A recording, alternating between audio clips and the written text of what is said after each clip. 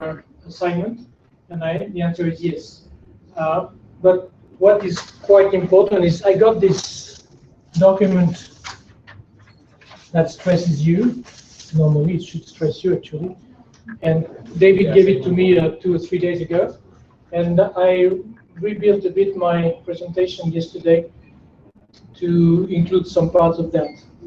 So what I'd like to do is to go through the topics that I have today. I cannot cover the 9 units of your things too big, but I'm going to go through quite a number of things that make sense in regard to this assignment, and I'm going to give you a little bit of recommendations by the end of the day. Okay, so yes, I am essay oriented today. Okay. And I think it's important for you.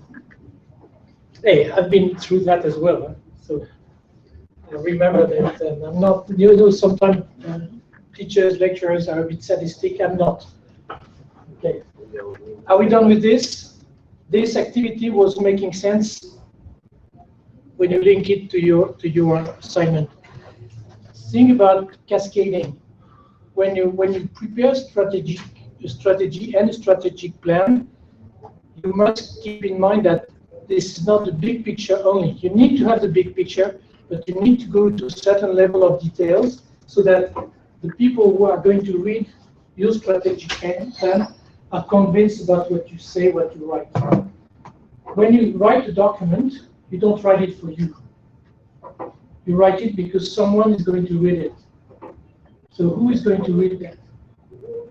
Who is your audience? Who is the guy who's going to say it's good or it's bad?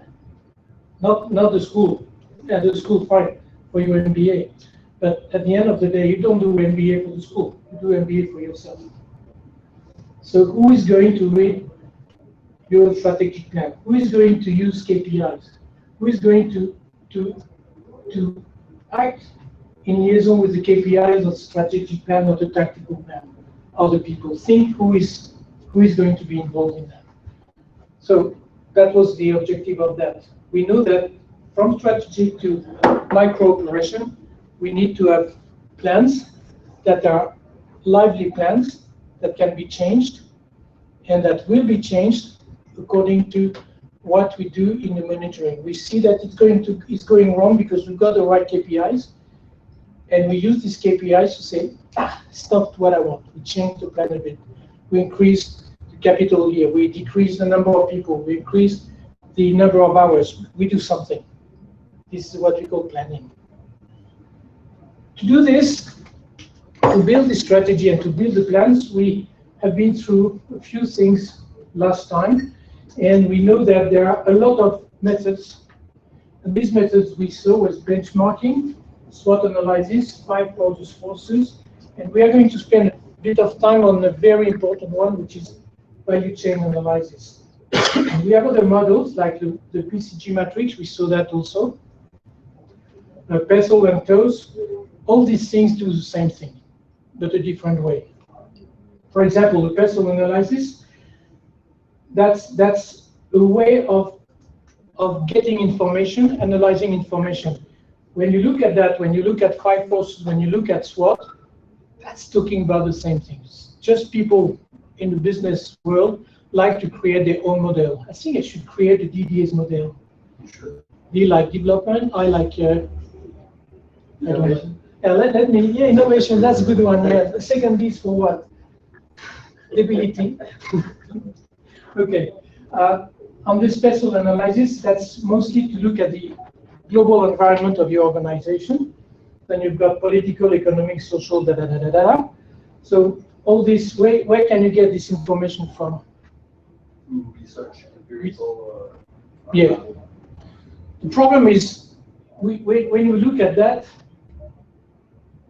we were talking about benchmarking last time, and we said that benchmarking is comparing our organization to someone who is similar, either in the same business or an identical business, but also within the same environment. For example, if I do change management in Thailand, I'm not going to do the same approach as if I were doing this in Brazil or in the United States. So comparing, my company is called Strategic Network and Development. which is based outside of Thailand. When I do my operation, run my operation here, and when I run my operation in France, we don't have exactly the same thing. We have some commonalities, we have the same culture, but we don't do the same thing. Okay? So I cannot benchmark with my other operations. When we do some benchmarking with companies that I can compare with or compete with, it's very difficult because if I go and see my competitor, I can say, what are your performance? What are you doing? He would say, none of your business. He will not share with me. So I've got to get some intelligence. This is where business intelligence is important. For you, when you look at what the other English schools are doing, Wall Street and all these guys, you probably have a good assessment of what they do. But you don't know exactly what they do. How do you get that? How do you get information from them? Well, I get my Thai assistants to telephone them, to visit them, ask about prices, schedules, classes, like that. Yeah. Spy, you know. So you Spy, yeah. But you call that spy, people say intelligence. Intelligence gathering. Yes. Yeah, that's what it is. Now, the best, of course, we all know that, and you are on it. The best intelligence thing is internet.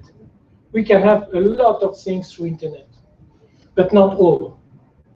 And if you look at what the companies publish on the internet, it's very often very nice, but it doesn't correspond to the reality of things. When you look at advertising on TV, for example, you have the beautiful campaign of advertising by Total. Total is one of the oil company. And they say they do everything perfect. Oh, they are the best. They are really very environmentally friendly. Well, they are one of the biggest polluters in the world. But they won't say that, huh? They take care. They take care of you. They take care of the future of your children. Yeah, for sure they take care. So don't rely too much on what they say. When I do some research for my clients, I look not at what they say, but what people say they say. What is the questions? What are the complaints? What are all these things? Not only the nasty things, but what is the reaction of public compared to what the website of this company is proposing? Yeah.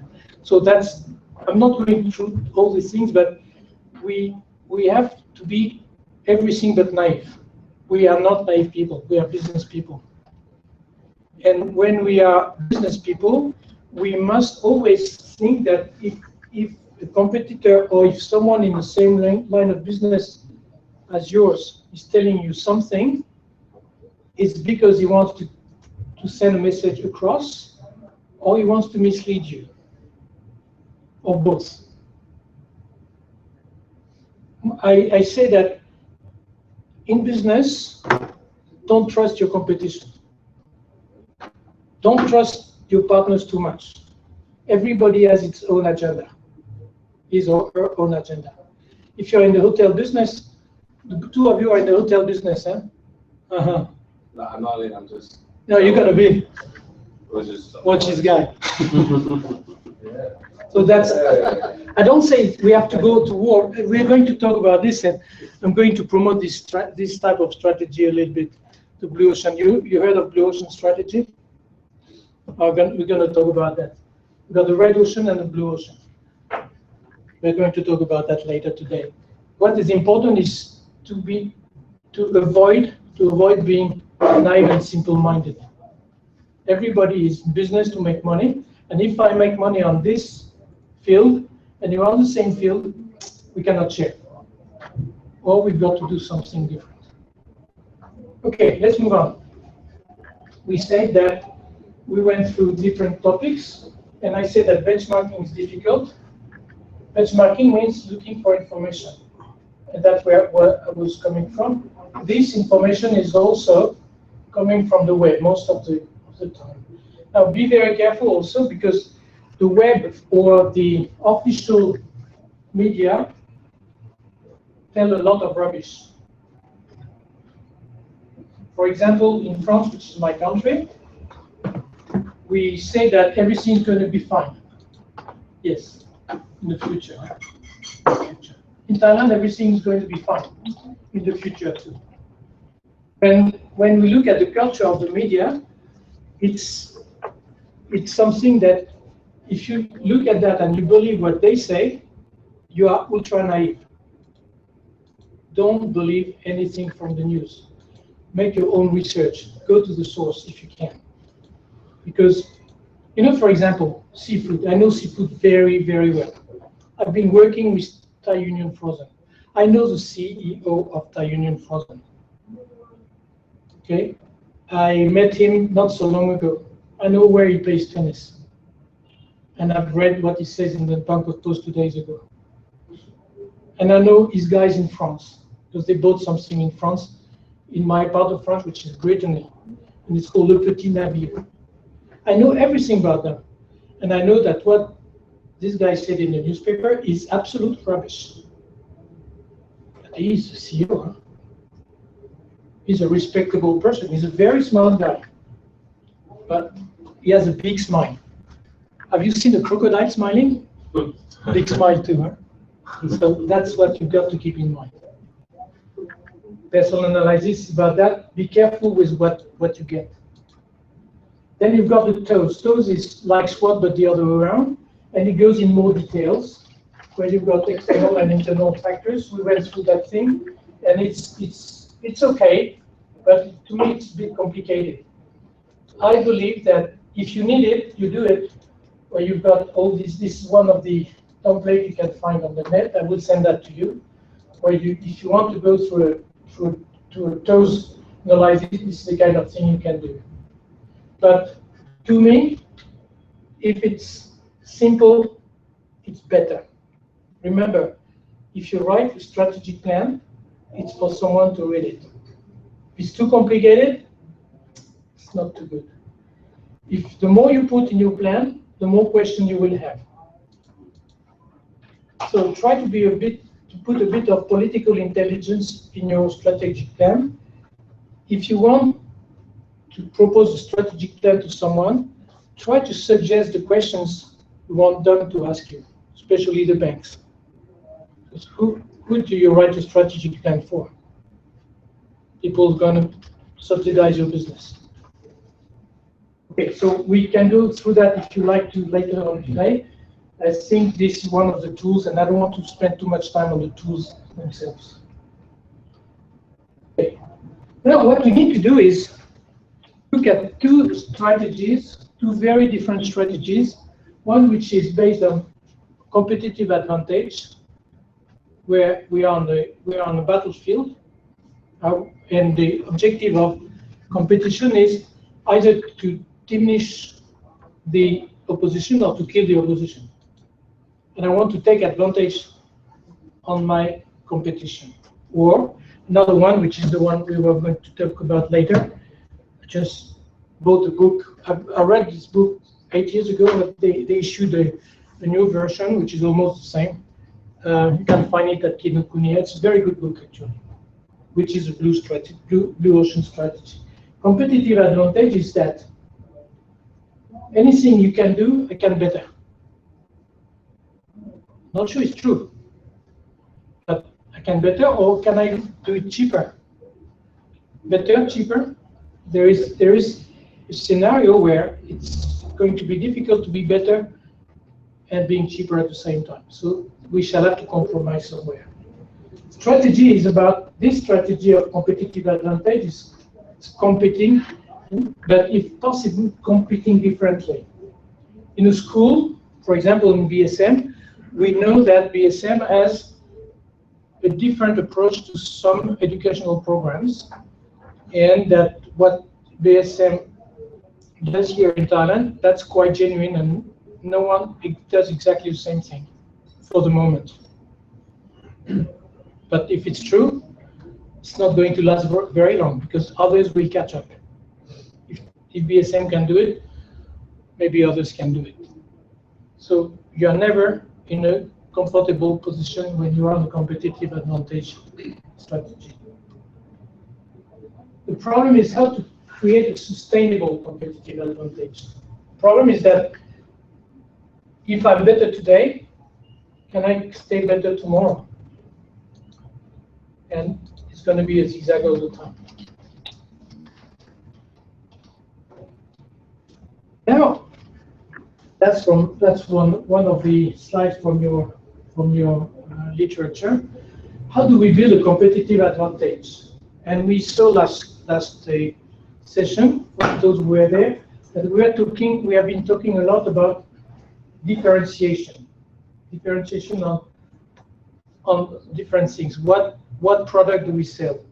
If you're in a hotel business, do you go for the boutique hotel? Do you go for the chain hotel? Do you go for the I don't know what hotel, the spa hotel or sport hotel? It's a different industry. If you're in the language education, you may have a niche market. You have different approaches. What is important is that we have different ways of doing this, but none of them is a secret recipe. The low-cost provider. We know airlines. One of my clients is a low-cost airline. They're in trouble. Because low-cost means low service, low margin. And if something wrong happens, low maintenance. If it's low maintenance, people don't get on board. They don't want this flight. They crash. So low-cost provider may mean non-sustainable business. Differentiation. Okay, we do 10 different products. Is this sustainable? Do we have the resources for that? The niche market is fine. Okay, I'm going to make a company doing only this. Nice, eh? Just bought it. Fine. Want to buy one? No, you all have one of this, or you don't have usage of this. Too short a niche. So niche market is dangerous because my niche today may not be a niche tomorrow. Niche means? Small market. Or niche is where you put the dog. You know, in cold countries, this is the house of the dog in the garden. Okay. Small house. Okay. And best cost provider. That's cheap. That's almost the same as low cost provider. Best cost provider doesn't mean cheap, but means best on the market. For example, in the car industry. Okay, let's move on. Now, with what we have seen also is that we didn't do it here because David did that with you guys, I think, the mission and the vision. And we've got to look at how we are going to spread this mission, this vision, all guided by the why across the concept. So we have characteristic of objectives. We set up our strategic and operational objectives already. Now we've got to make sure that they are specific. If it's too broad, especially in your business plan or your strategic plan, if you are too general, people will say, yes, but what are you really doing? I remember saying to you, if you can't say what you do in one sentence, you don't know what you do. If you have a project and you can state your project in one sentence, it means you are absolutely not mastering your project. Talk to people in the street or in cocktail parties. What are you doing as a job? Oh, I'm doing this. 10 minutes later, you're still expecting an answer.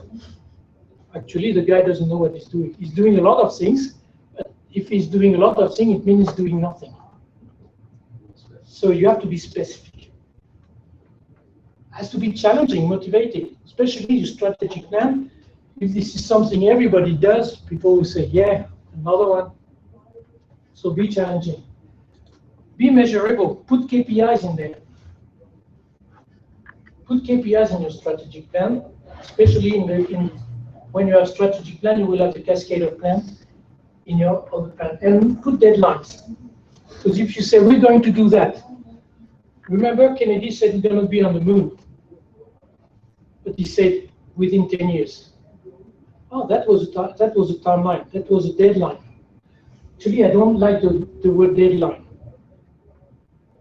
Put the target date. Deadline means deadline. The dead. After the line, you're dead. I don't really like to be dead.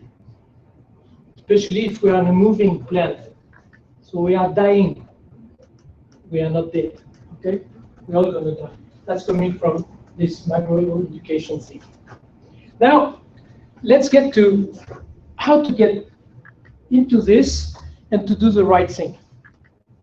And there was a model developed by, I think it's a supporters thing, called a value chain. In a company, in an organization, we do a lot of things.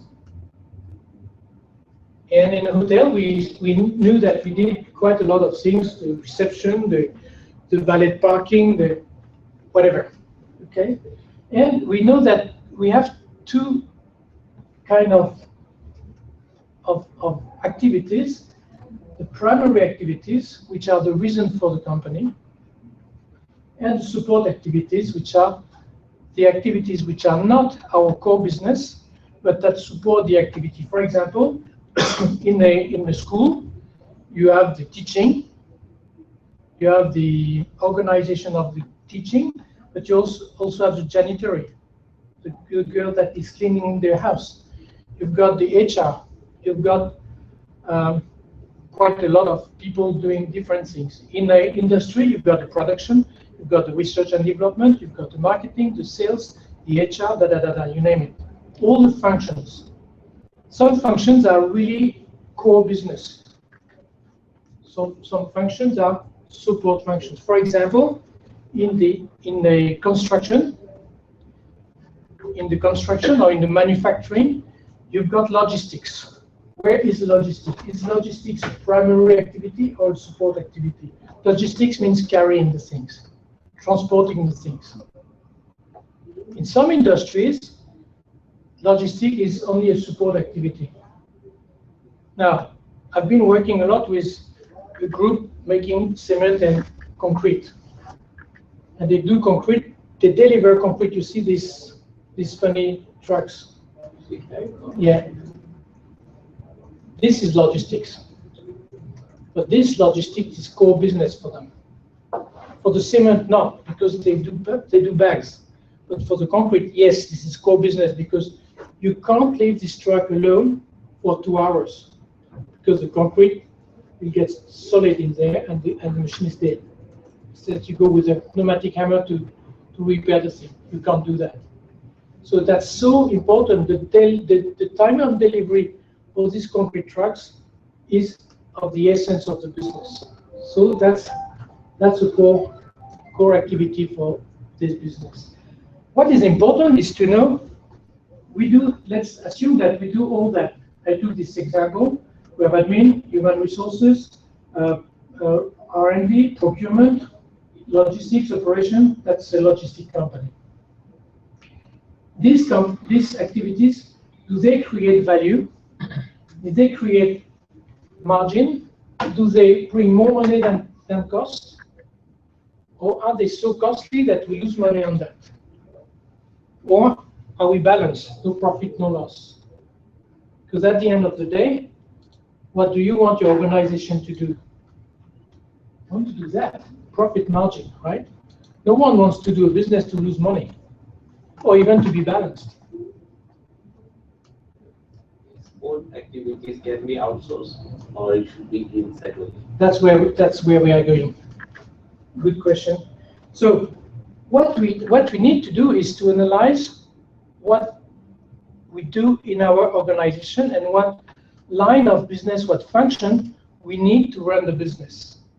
And if we think it's making money, it's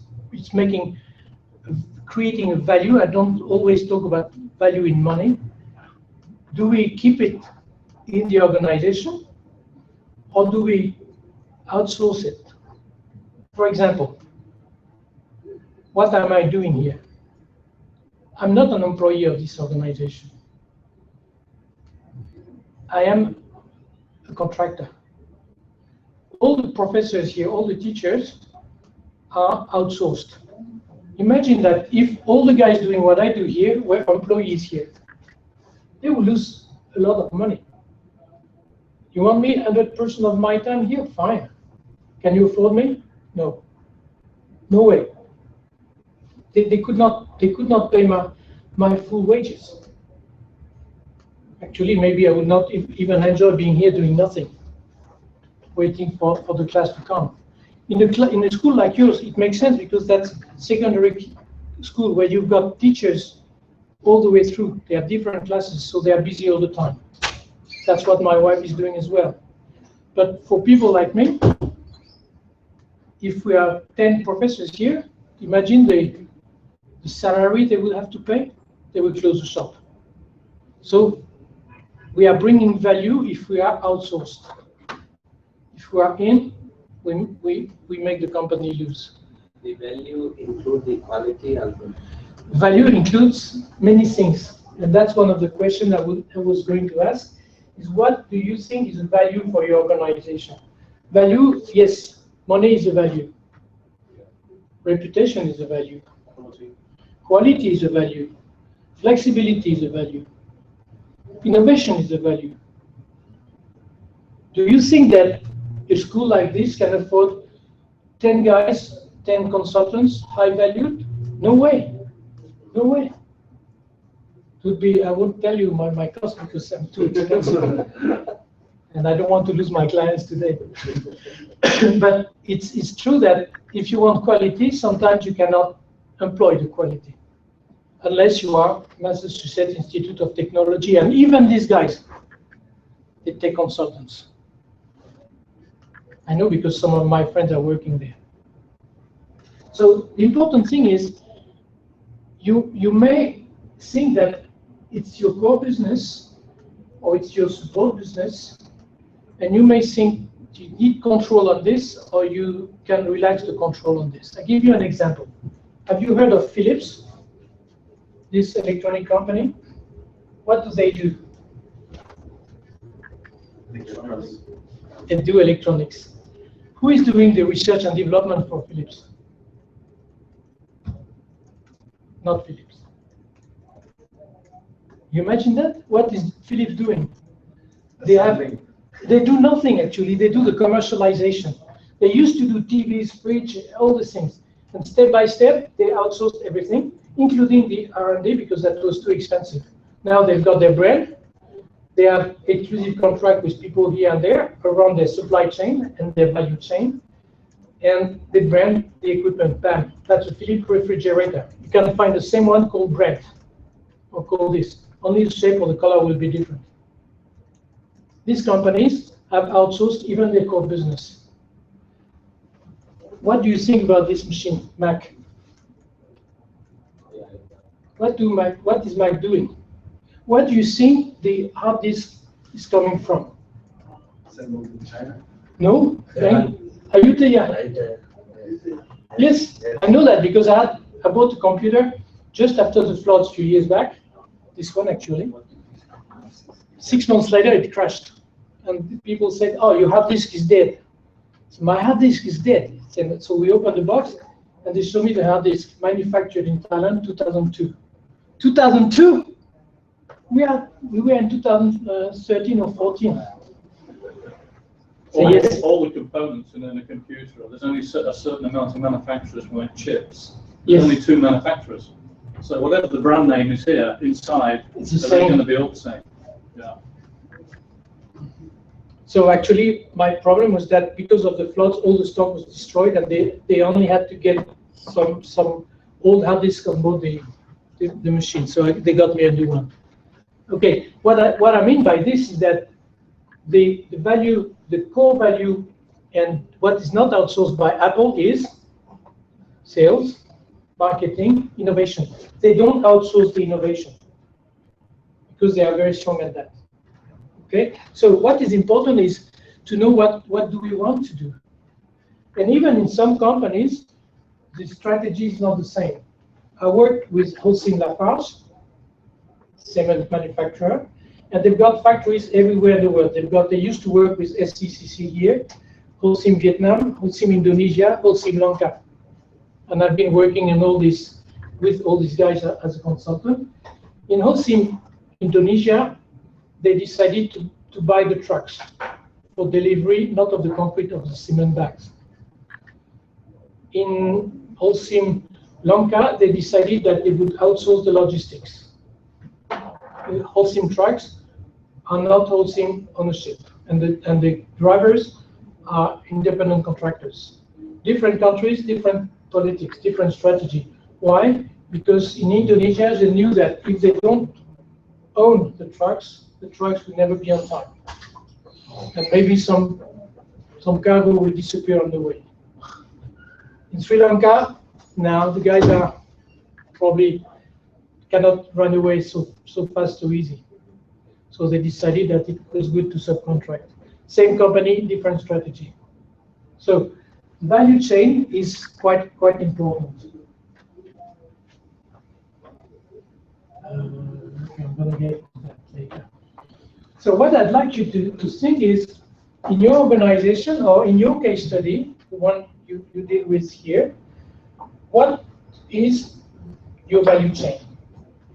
So we look at that and we can build this model and say what is bringing, what are our segments or what are our functions, what is the core business, the primary activity of your business, and what is the support activity of this business.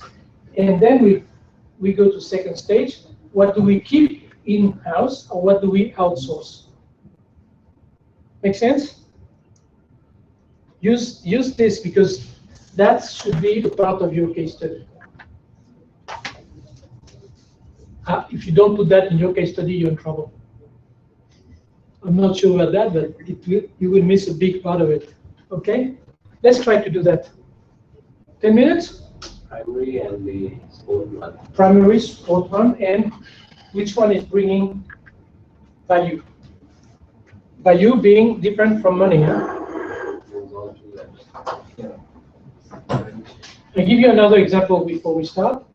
I know some companies that decided they had certain number of product line, and they knew that they were doing product A, B, C, D, and they were losing a lot of money on product D because this product D was not a big sale, not a big margin, even losing money.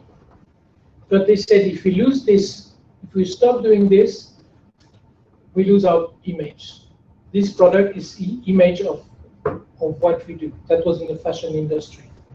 So they were saying, we still do that, even if we lose money, because the brand was built on that. That's a French fashion company. I won't tell the name. So sometimes a losing product, a losing line, is bringing value to your organization. That was a French company that decided to build something made in France when all the other products were made in Bangladesh or whatever. But they wanted to keep the made in France image all over the place. Here we go.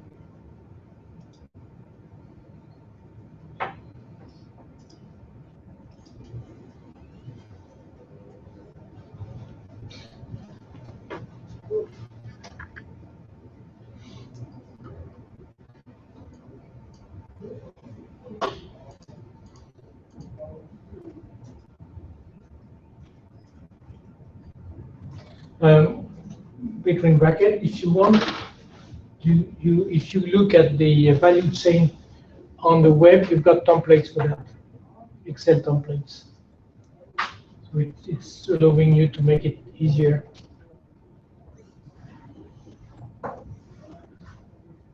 Actually, it's easy to draw, but yeah.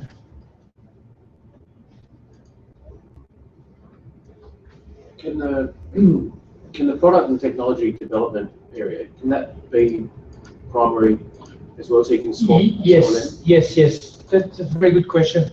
This value chain is the value chain of a logistic company.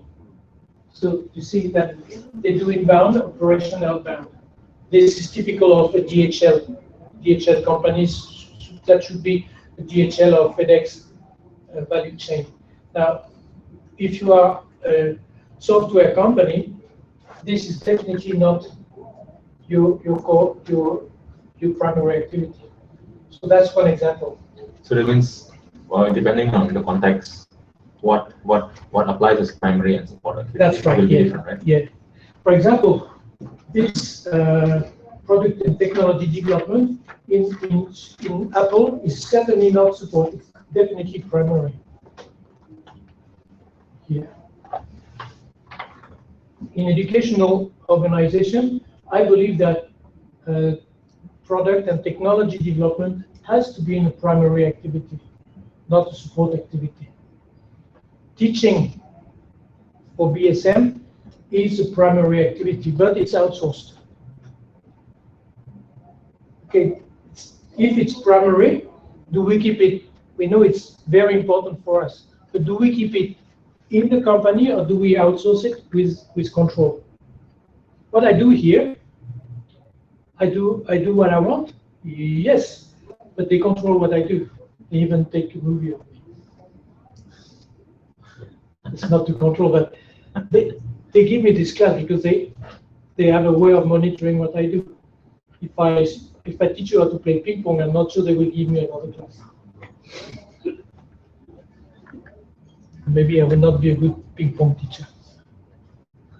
It would be finance in this section. Finance is very important. If it's a bank, where is finance? Yeah, primary activity. Finance here, is this a primary activity or support activity? Finance can be both. Now, HR. In most organizations, HR is a support activity. Now, in a company like Adecco or these interim companies, HR is a primary activity. In a training company, where is HR? I don't talk about education company, a training company. The HR, you can make HR development, but is this a primary activity? A recruitment training, maybe. A training alone, support. A training recruitment, it may become, because many training companies are doing recruitment business as well. That's diversification. Recruitment themselves. Yeah. You know, a lot of headhunters are doing training business. I train you and I place you. Oh, okay. So that becomes the primary. Yeah. They want to make sure that they get the best person. This is where they make money.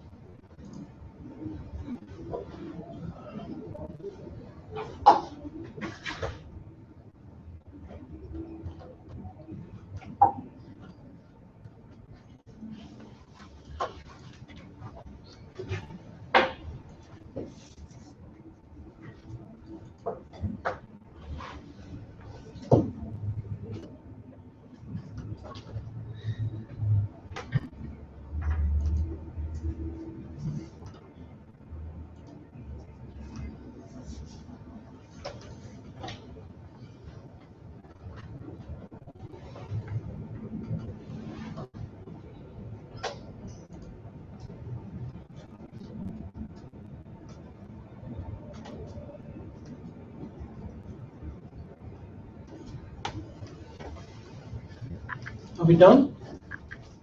So who is volunteering to explain what you said? Here you go. Madame Cheng is. Can you draw it here? Can. Good. Yeah, maybe. This side. Oh, yeah. Fantastic. Right, well, Madame Cheng regards a French company that develops hydro transmissions and mechanical components for machinery in agriculture, construction, mining, logistics, and so forth. From my understanding, the primary activities are human resource management, first of all, because these people that is working within the company are engineers and they have high technical skills, which is valuable to the company because you cannot work without an engineer to develop motors or engines and so forth. So the main part is to acquire and train skillful human resources. So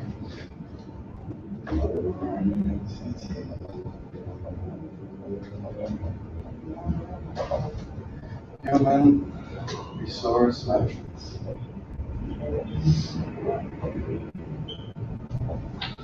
Second, it is the procurement of the suppliers, subcontractors, and basically the mechanic suppliers to make these components.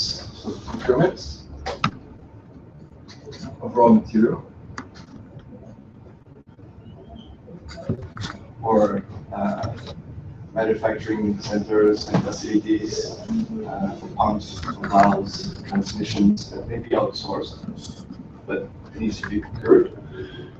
Followed by the product and technology development or the research and development department, which assembles all the different components and develops machines and so forth.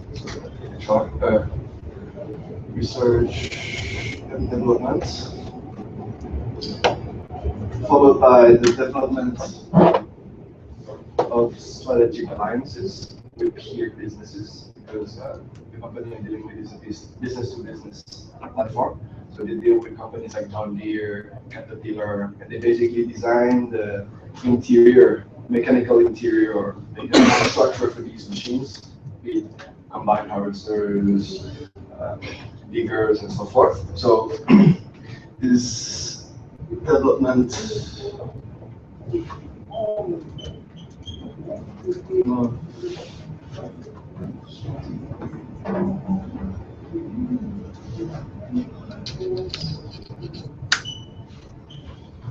businesses.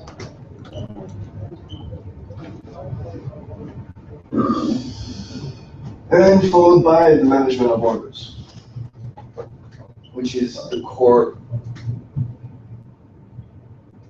activities of this business.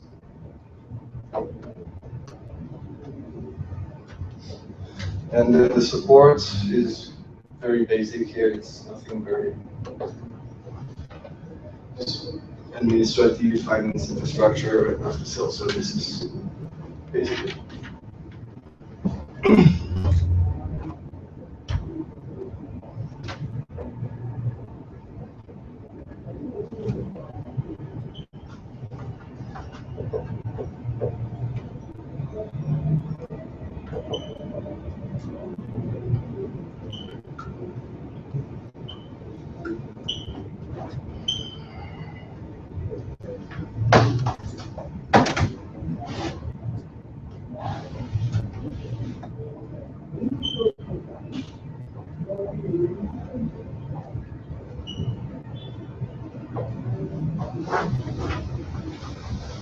Excuse my handwriting, which is extremely bad. I can acknowledge that. Okay. I may challenge a few things on this. How many challenges? Excuse me? I will challenge a few things on this. You may be right, I don't know exactly what your company is doing, but what is bringing, what do you sell? What is your company selling? Mechanical components. That is actually customized mechanical structures for machineries. Customized mechanical Infrastructure. structures. Systems. You can also use. Systems For machines. for machines. Machines. Agriculture, construction, mining, off-road machines. to be more specific, but In other words, you are in the mechanical industry. yes.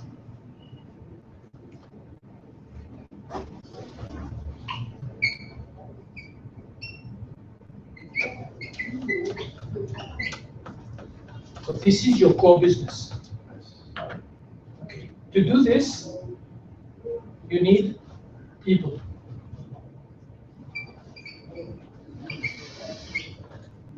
To do this, you have HR. So what is HR doing? HR can also be undertaken as a support activity, but That's my people, challenge. people are the core. HR is a support activity, I can agree with that, but what makes the company function is the people inside. So the engineers that contribute to the innovations, the people that establish connections with businesses, and all these people require training, and it's an investment for the company, but it also equates to value. So it's, if I can rephrase this, it will be human capital, and here it would be HR. Okay, that's where I wanted this challenge to happen, because when I support, it doesn't mean support doesn't bring value. If you look at Big C, Carrefour, Tesco, where do they make their money? How do they make money? What is their business model? Business model is how I make money. Okay, it's not a strategy. Where is Tesco, Lotus making money? Space. The food, like I think they give the space to the companies. That's one thing, that they make money. Big money is not coming from there. They're negotiating price on products. Yes, but they have another trick. What I heard is the land price. They go for long term and the land price goes up. That's one thing. When you go to Tesco, can you say, okay, I buy this, I pay you in 90 days? Yes. You have a thing. Are you kidding? But when they buy 120 days or 90 days. So what they do is this thing, this is 20 baht, maybe less than, assume it's 10 baht. They get the 10 baht, and they will, maybe they sell that with 1 baht profit, very low profit. That's why they are so popular. And they will pay the supplier in 90 days. What do they do with the 10 baht they got? They don't put that in a box. They run the money. And this is where they make their money. This is why, if you buy at Carrefour, at Big C, and these big things, you may have a good price because they don't make much money on that. But they take advantage of running your money through the system. These guys, this is not their core business, but this is a support activity that makes more money than their core business. That's why I was challenging your idea, because what you call primary activity or support activity, all these activities are bringing value. But to me, and I'm coming from the mechanical industry, I believe that the core business is probably this. This I'm not quite sure, maybe. Perhaps support. Order management is support as well. Research and development, and probably you have a shop, a construction or assembly shop. Bedrooms. Okay. Mechanics. So in some companies, you don't have that many primary activities. You would have a thing like this. We make value out of 1, 2 things, and we have a lot of support activity and maybe 1 or 2 primary activities. What is important is, what do I do? And in your strategic plan, in your thing, you've got to make sure that you identify this and that very clearly. Because if you identify that your company is in the mechanical industry doing structured systems for mechanical industry, in that HR management, procurement, all this is primary activity, I would say, wow, you must be an engineering or recruitment company doing mechanics at the same time. Wow, you're a big thing. Eh? You do everything. Oh. And after sales service.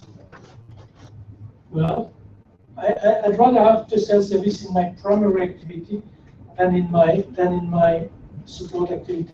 So that's why I wanted this exercise to be done, so that you have a very clear picture of things. It's not because it's support that it doesn't make value.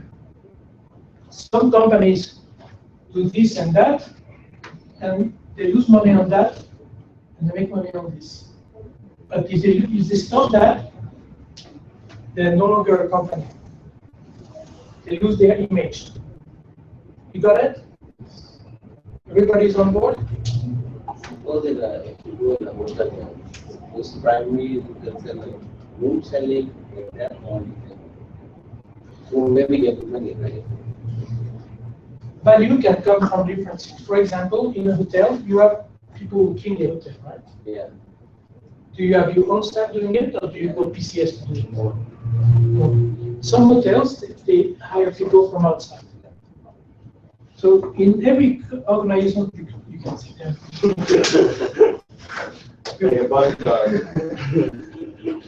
In most organizations, you have the choice. When I talked about Philips is outsourcing everything,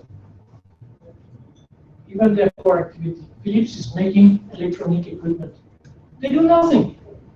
They do the marketing and the finance, which are support activities. Their core business is outsourced. I know that sounds strange, but a lot of companies do that. For me, I have a very, very small company, very, very understaffed, but have very big exposure. I have more than 50 consultants. All of them are top-notch. I've got guys, if you know France, from Polytechnique. I've got guys from the French Navy. I'm the commander of a nuclear submarine, just retired, in my consultants. guys like this. I'm happy they don't go on my stuff. So then I should be extra rich and using all my money. I use them maybe once a year. Exposure, costs. But I can serve anyone. I can serve civil aviation. I can serve the airlines. I can serve the True TV. I can serve all these guys because my core business is there, but everything, most of things, outsourced. Got it? So that's very important in your strategic plan to know what I do in one sentence, and in what I do, what is primary, what is support, and what is making value. And if it doesn't make value, should I keep it on board for the image, or should I outsource it quickly? For example, is janitorial service bringing money to your hotel? Is the girls cleaning and making the beds, are they creating value for your hotel? Okay, why?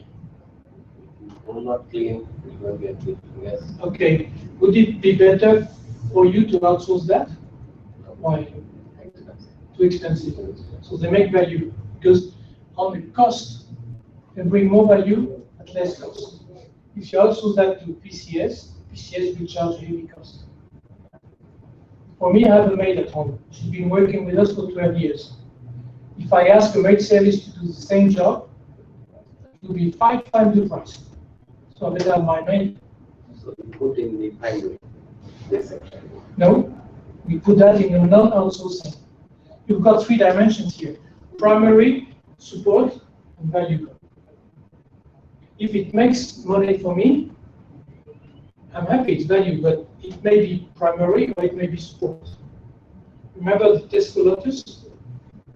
Their primary activity is to sell stuff. And they make money out of the support activity, which is financial placement. So in this one, like supposing we can sell only the rooms, selling primary. Yeah, that's what you do. Restaurant is primary. Yeah. But the technical support or the housekeeping is all in support. Support, because your company is selling rooms and food. Yeah. That's your core business. But if you don't have the support activities, you cannot run your business. Yeah. But there are support activities that you must keep on, because if not, you can outsource them, but they may be more expensive. So if your janitorial cleaning service is cheaper by keeping it at home than outsourcing that, that's a support activity which creates value. Got the 3 dimensions right, everyone? So we have to mention outsourcing this one in support. If it's making money, keep it. Support doesn't mean outsourcing. Support means I need it. Do I keep it? Do I outsource it? Philips is selling Philips, okay? Electronic appliances. If I understand you well, you mean that right now we just want to identify which is primary, which is support, Yes. and where does it stand in the value chain, right? Whether we outsource it is different discussion altogether. That's a 3-dimension thing, and that's the difficulty of this model. Let's take Philips, Philips Electronics. Philips Electronics says we sell electronics. This is their job. This is their definition. This is what these companies do. This is their primary activity. Okay? They sell electronics. They make and sell electronics. Except that this make and sell electronics is outsourced.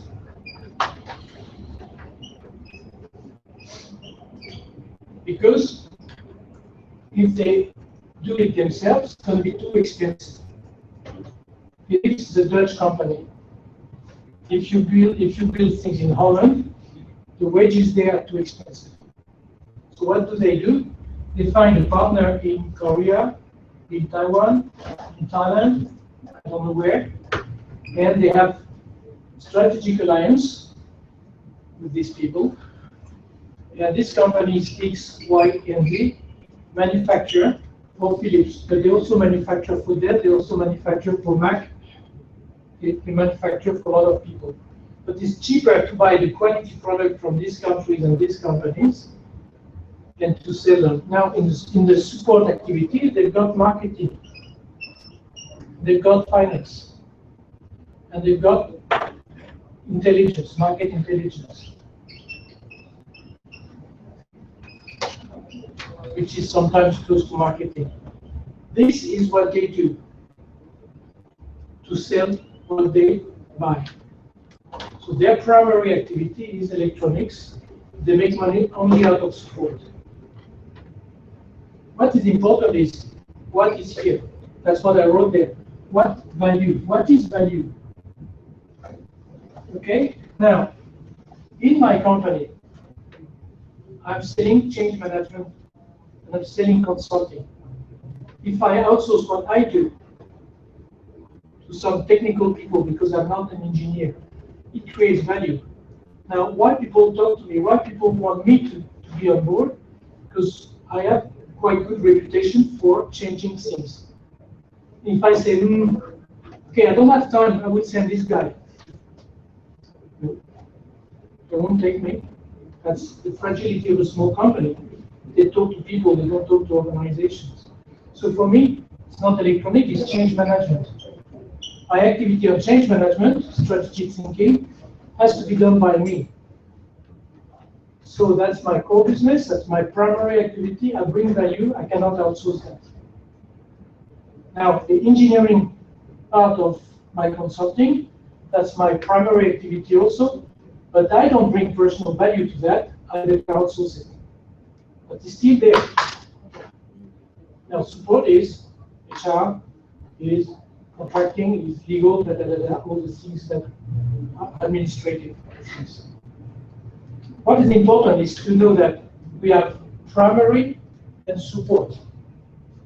And we have a third dimension, which is make value or make no value. I should keep in my organization whatever is making value. And I should get rid of activities that do not bring value to me. But sometimes, for strategic reasons, I should keep in my core business, in what I do, things that bring image. That's why I say that value is money, but it's also image. Because if there is a French company called Le Slip Français, the French underwear, they make everything in France. At the beginning, people say, you're crazy. Underwear made in France? You're going to lose your shirt. What way I'm talking. They make a lot of money. Their core business is to make underwear. The problem is that they start outsourcing. Because sometimes it's too expensive. And they outsource the rubber band. No, you need rubber, otherwise you spend the time doing this with you. No, even with Le Slip Français. It's a true story. You don't grow rubber in France. It's not hot enough. So they still need to outsource things that will finally be made in France. So where is their core business? What is their primary activity? What is their support activity? What is bringing value? Everyone has to think about that. 3 dimensions: primary, support, value. And this is where I say that 1 + 1 is 3. Because if you think in terms of strategy, we are not thinking in terms of mathematics. Sometimes you guys have to do things that make you lose money, but to make your image so good that you will make extra money. I know some restaurants here that Thai food and they make pizza. Yeah. You know why? Because they like Pharaoh to come, but to kid, they say, Dad, I want a pizza, I don't want this crappy Thai food. It's too spicy for me. You have pizza, sure. Does they make money on pizza? No way. They have pizza. Is this a primary activity? Support activity? Is this making value? Yes. Got it? Here we go. Thank you.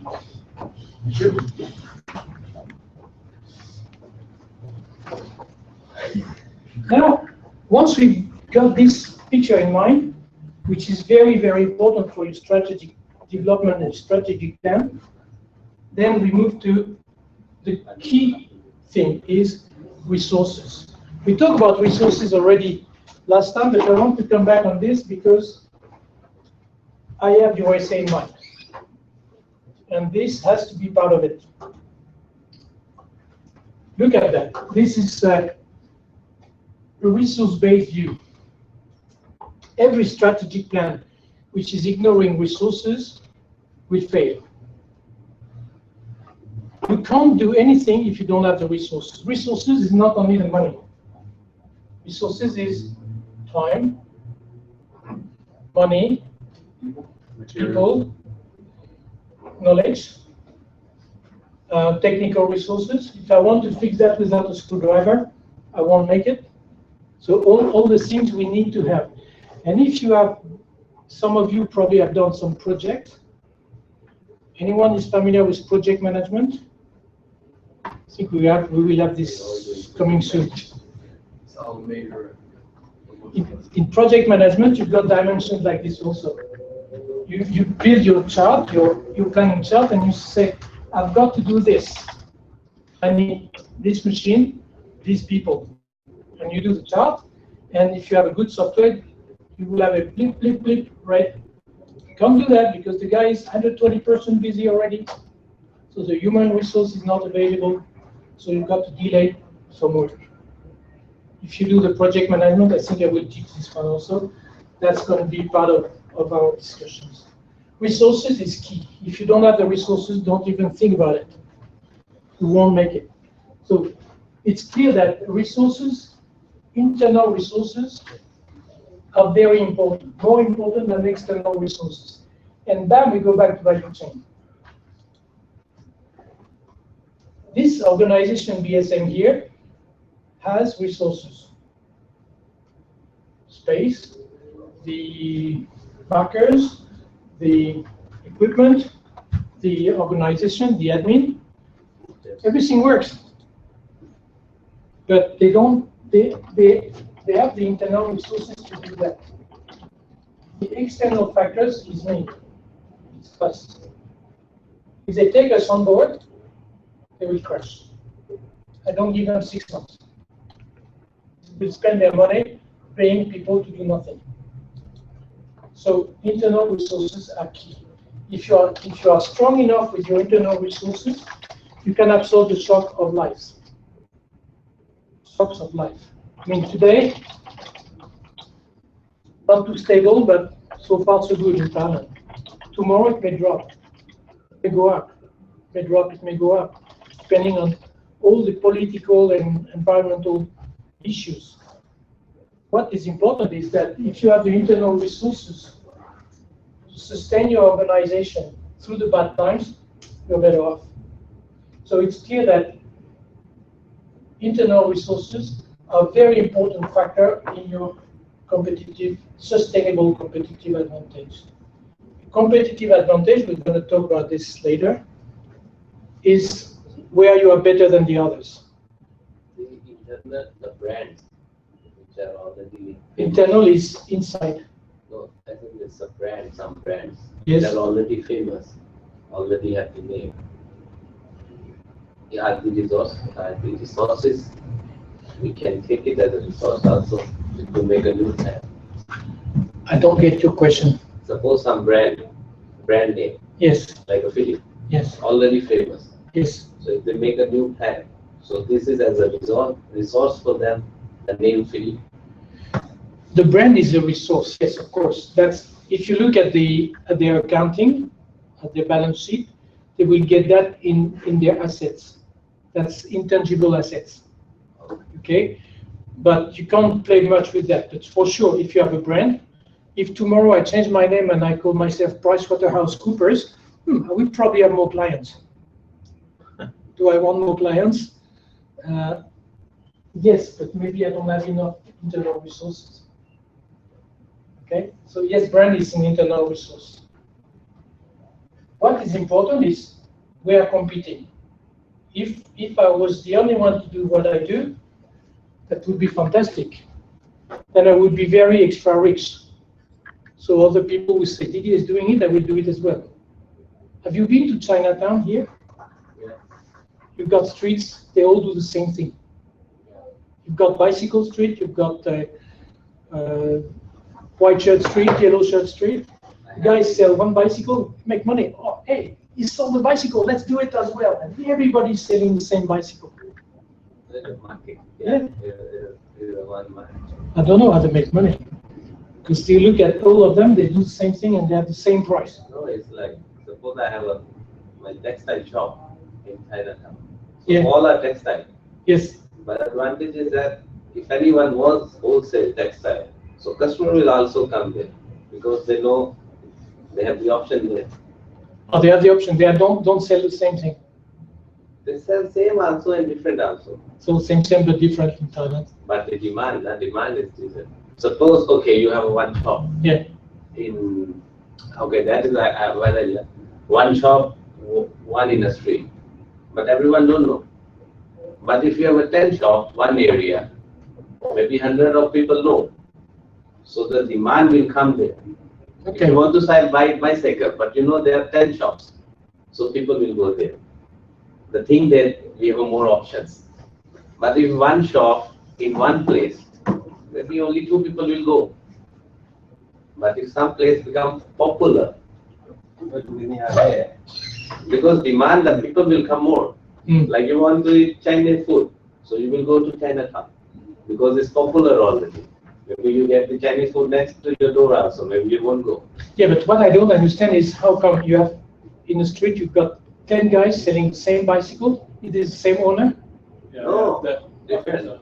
If you go to Pratta now, and I've asked this question before, you know, and yeah, they've got like, you go into one main shop and they've got CCTV looking at all the other shops. Okay. Yeah, they're all the same price, same product, same owner. Yeah. I've always thought that, especially if we've got 4 or 5 restaurants in exactly the same sort of building at the front, but they all use the same kitchen at the back. Mm. They're all Yeah. interrelated, because I always feel bad if I'm not using one shop over the other, but they're all related. Yeah, this one is better.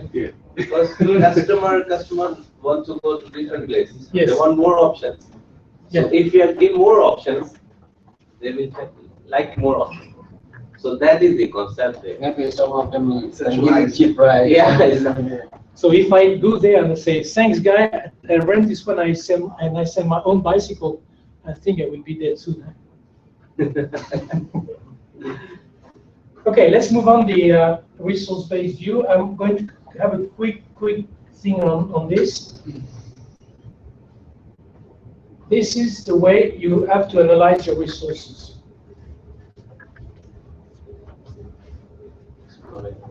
You have to rate your resources on 2 scales: valuable and rare, imitable, non-substitutable, and see how you deal with that.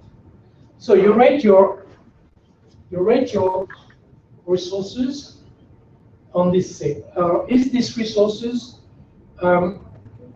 valuable? Yes, no. 0 to 4. Is this resource rare? For example, me. Am I valuable? 2. 2 out of 4. Am I rare? Yes, 4. So here I will be, on this scale, I will be 6. 2 plus 4 is 6. Okay. Now, can you imitate me? No, I cannot be imitated, so 4.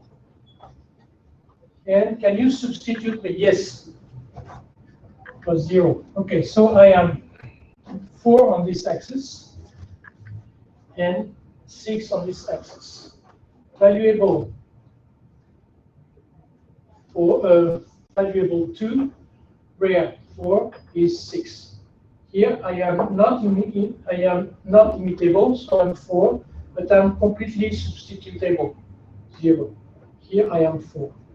Then I put myself in this. So 6 and 4, I will be here, somewhere here. Okay. Now I will see that I can be, as a resource, in one of those quadrants. Q1, Q2, Q3, Q4. If I am a Q2, which means I'm valuable and rare, difficult to imitate, and difficult to substitute, I will be a strategic resource. It's very difficult to get rid of me. In my company, I am a Q2. In this company, I'm probably, in the middle, because they can change. They've been living without me for years. So if I am a Q2, I am a strategic resource. I've got to leverage this resource. I've got to advertise this resource. Okay? Take aircraft, take cars. For example, Qatar Airways. They advertise that they've got very, very beautiful aircraft. Fantastic wine. Fantastic champagne. Fantastic service. They've got resources for that. They are Q2. Now we've got resources that are not so rare, not so valuable, not easy to imitate and can substitute. They are here. They are Q4. Well, we've got them, okay, use them as long as we need them a little bit, but we don't need these resources very much. They are costing more money. They are not in the value chain. Get them out. So outsource them. For example, here, we've got one nice girl, she's doing the cleaning. But if you were a big school, probably it would be better to use PCS. In this building here, they don't have their own people doing the cleaning of the whole building. Most buildings, they go to PCS, PRS, etc. Outsource. Now you've got things that are in Q2 and Q3. This is the difficult things. When you are Q1, which means you are valuable and rare, but I can imitate and can substitute. That's the kind of resource that I need to transform into Q2. So I've got to develop, and especially people. Got people, they are good. They don't have all the skills, and we're going to talk about this at the very last part of our discussion today. It's very much about people. I have people who are here, valuable, rare, but they are not specialized enough. I've got to develop them so that they become strategic. Got it? We put things in box again here. Now you've got this thing here. They are difficult to imitate, difficult to substitute, but they are not so valuable, not so rare. Do they create value? Maybe I should consider to keep them, to develop them, to put them in Q2, or to get rid of them. This is what we need to do with our resources. If we know how to analyze our resources, we have a very strong point. So I think you should look at that and insert that into your strategic plan when you talk about resources. The good thing with this is that you can dot your resources, resource 1, resource 2, resource 3, and you put a patchwork of things, you put them all around the place, and then you've got a picture. You know, what I like in strategic plans or in any business plan is pictures. Because with a picture you see. With the long wording, it's boring, and nobody is going to read it. And except when you speak a perfect English or perfect French, with this you make little mistakes. In English, in French, we can make mistakes. Okay? So think about using that when you develop your strategic plan, because strategic plan with no resources is useless. We shall stop here for 1 hour, because that's lunchtime. And David asked me to do this because he will be noisy in a few seconds. Not him, but his class. So let's try to be here at 1 o'clock, because I have to leave at 4, because I have a big wedding party tonight. I cannot escape from that. There is some ministers in there. I don't like ministers, but I have to be. Okay. Yeah.